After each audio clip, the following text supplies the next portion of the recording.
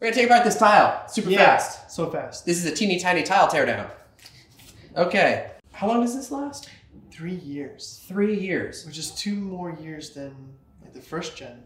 I know people who sew these into their kids like loveys. So when you go on a trip, you don't lose the kid's thing. All right, should we take this thing apart? Let's do it. Every once in a while, we have a product on the teardown that's been ultrasonically welded together or glued very, very securely. In those cases, we break out a clamp and we squeeze it until it pops open. All right, that's all you're looking for, just a little crack. And just like that, a lot of classic tile features here. The product conforms really closely to a lithium cell battery.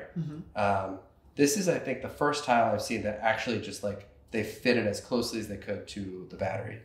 It appears to be very much waterproof, with the only ingress being around the piezoelectric speaker, which is pressed into place and covers up these holes that the sound comes out of.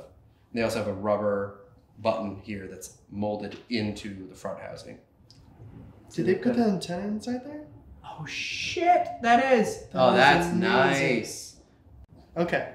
Ready? This is good. You're gonna like this. So normally antennas for the Bluetooth is on the board, but this time they put a pogo pin on the board and then attach the antenna onto the actual housing itself. So the you can't antenna even is see it. molded into the housing. It's a little piece of metal. It's a quarter wave antenna probably. Yes. And then right here it says ant. That gives it away. And then they got the pogo switch right here. That's amazing. And they get a little contact right there. Beautiful. And then the speaker is also similarly elegantly done. They've got 2 leaf switch pogo contacty deuters here, and those press up against the 2 contact points on the piezoelectric speaker, and they transmit the audio that way.